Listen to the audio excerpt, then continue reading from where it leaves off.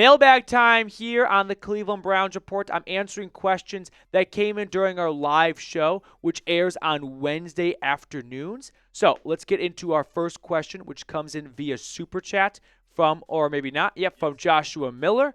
And Josh asking, I think the question we all want to know, is our franchise quarterback currently on the roster? No. And right now people are just hate commenting me in the comment section for doubting Shedeur Sanders. But I want to be wrong, but I just can't, be dishonest with you guys and say every single quarterback is going to be great. Joe Flacco is not going to be this team's starting quarterback in 3 years. Neither will Kenny Pickett. So that leaves you with two rookies. Dylan Gabriel, who I was not high on coming into the draft and viewed as a major reach in round 3. I don't think so. And Shedeur Sanders, who I think was a better prospect than Gabriel, but still a prospect I never viewed as a long-term starting quarterback. No.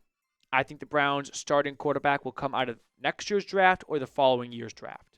I don't believe it's on this year's roster. Sorry. Cool guy. I can imagine Quinshon and Sampson rocking 1 and 2. That would be awesome. So we can say 1, 2. I hope they watch this. I don't know if they've made their number decision yet, but if they haven't, this is an amazing idea by Cool Guy. Judkins can wear 1. He was the first pick. Sampson can wear 2. That'd be an electric duo. Cool Guy for president. That's an awesome idea. Jeep Wolf.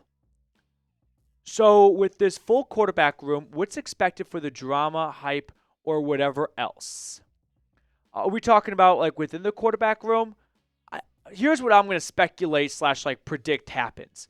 I think during OTAs and minicamp, I think Kenny Pickett is going to surprise people by getting a lot of looks. I think they're going to look at Joe Flacco as, hey, we know what we have in you. We're not really bringing you here to get you developed. Whereas Pickett, I think, is actually the quarterback that they think might be their next Geno Smith, Baker Mayfield, Sam Darnold type of bounce back quarterback. So I think Pickett's going to get a lot of looks in OTAs, minicamp, and in training camp. And then I think Gabriel and Shedeur just switch off, alternate, right? We got 4 quarterbacks who typically run a first-team offense, second-team offense, and a third-team offense in training camp. I think they alternate third-team offenses. And then maybe one guy has a good week and he hops into the second-team offense. I think Joe Flacco probably runs from the first team to the second team and then kind of sits out a little bit because he's 40 years old. He's not really there to get better as a passer. They know what they have in him, and for better or for worse, that's Joe Flacco. Luca, tell me it wouldn't be the most Andrew Berry thing ever to trade for Jalen Ramsey. Andrew Berry does like to keep us on our toes with trades, and he is always open to improving the roster, which sounds like kind of Captain Obvious, right? Every GM should do that, but not every GM does, because a lot of GMs are a little bit timid to move on from draft capital or don't have the support from ownership to pull off higher level acquisitions that cost more money for the player's contract. But I would not rule out Andrew Berry going, wait a minute, a good player's available? Why aren't we doing our homework on him? And maybe the homework comes back with, nope, we don't need him. There's not a spot for him. But what if the homework comes back with, hey, we think Ramsey could be a really good safety. And we'd love a secondary of Jalen Ramsey and Grant Delpit, and then Denzel Ward and Martin Emerson on the outside and Greg Newsome on the inside. I don't think that's something I'd bet on happening, but I'm definitely not going to bet against Andrew Berry when it comes to the possibility of making a high-level trade. So, would you trade for the Dolphins star cornerback who is on the trading block and the Dolphins GM has expressed an interest in moving him? Is this something you'd be on board with? Give me a yes or give me a no. If it cost you a future 5th-round draft pick, I kind of want to say sure, why not? I know it kind of feels like there's no room for Ramsey, but Emerson and Newsome sucked last year. Delpit had a down year. Ronnie Hickman's still relatively unproven. I mean, he's played a couple and started a few games here and there. But the only guy in that secondary I actually have faith in playing good football all year is Denzel Ward. And I don't have faith in Denzel Ward playing all year. So you start to add up all those reasons, and while it might have sounded a little bit preposterous at first, starts to make a little bit more sense by the end. Kathy, Deion Sanders will be the next head coach within 2 years if Shedeur stays. Maybe that's a reason why some teams passed on Sanders, because the court, when they asked all right, back up. I think when it comes to drafting a quarterback, the coach has a lot of say in it. They want to know, hey, based on what you want to do offensively, which player is going to fit that well? Because I want to construct a team as a GM that's going to fit what we're trying to do on offense and defense. And I wonder if a lot of coaches went, yeah, Shedeur doesn't fit what I want to do on offense because of this exact reason here, of tiny little bit of fear that there could be some external pressure to dump the coach and bring Deion in. And maybe the coach just did not want to deal with a lot of attention on the backup quarterback. So I don't think Kevin Stefanski is that insecure. And I think Deion signing a big extension with Colorado indicates he is not betting on this to happen. But if that opportunity popped up, he would pounce on it. I think if that ever were to happen, though, it would be in Dallas. Braden, who do you think is going to have a breakout season on the Browns? I'll put my bets in for Denzel Ward. All right. Well, I think we have different definitions of breakout. Like, Denzel Ward is broken out. He's a Pro Bowl cornerback. We know he's great. Actual, hey, someone that hasn't really, lived up to their full potential yet, but is going to this year, I will toss out. I'm going to go with Cedric Tillman. He was playing very well last year up until his head injury. Hopefully that's behind him, and he's got a clean bill of health going into this year, and he can pick up where he left off before that concussion. Flight of the Zombie. Chance of Isiah Bond from Texas as UDFA, or are teams waiting to see what happens with this case? Probably the latter.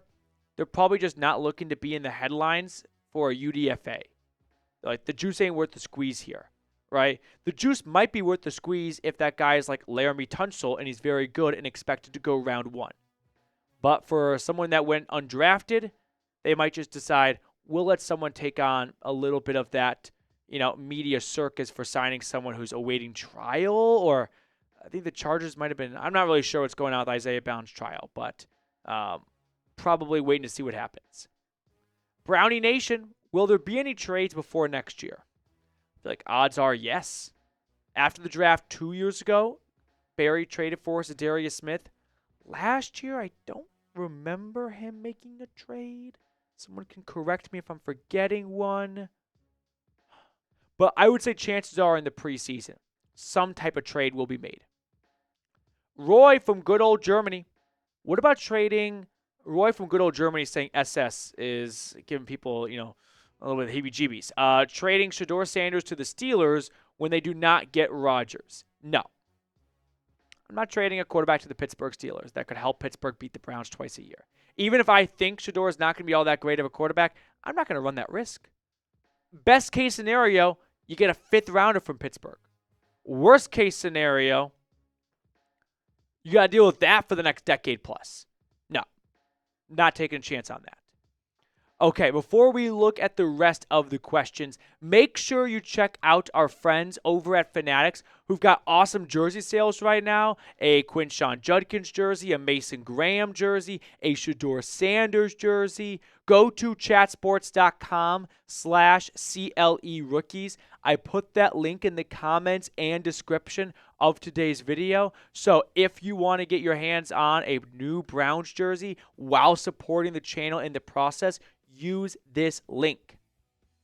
Miami Mac, your next one up. Do you think we will see Cedric Tillman have a breakout year as our wide receiver too? Coming out of Tennessee, remember at the time the big name was Jalen Hyatt. He was the Blitnikoff Award winner. Tillman played through an ankle injury, missed some time as a result of that injury, and he fell off the radar a little bit.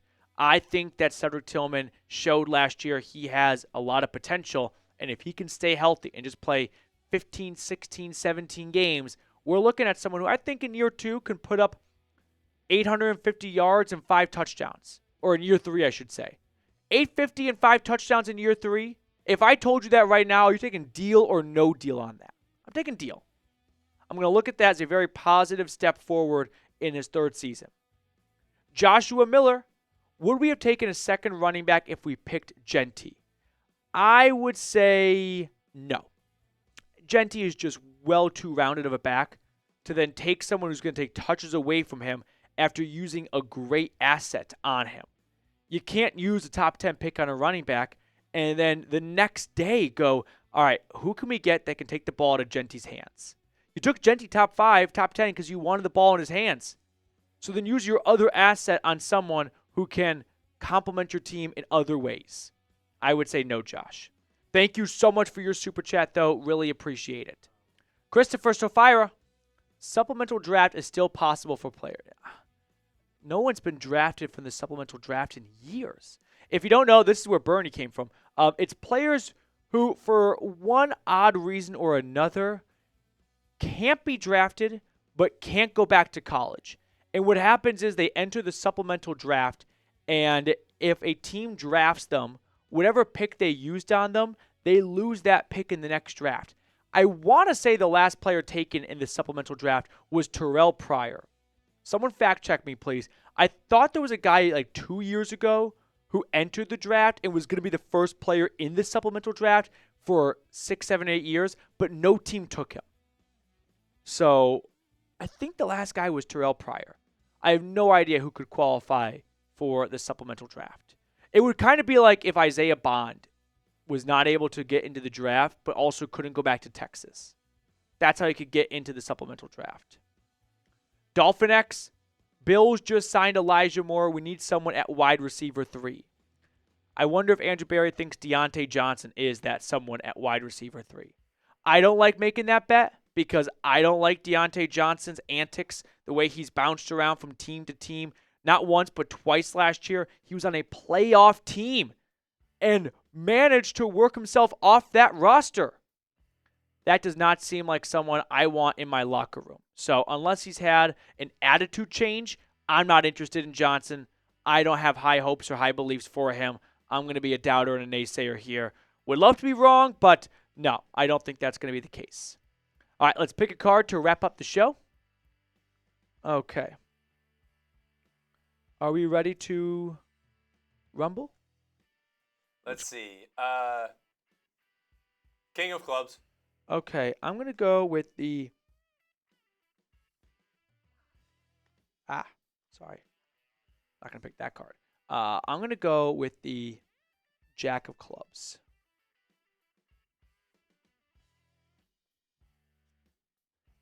Ace of Diamonds. Ace of Diamonds. No one in the chat got it right. Thank you all so much for tuning in. I'll see everyone next time.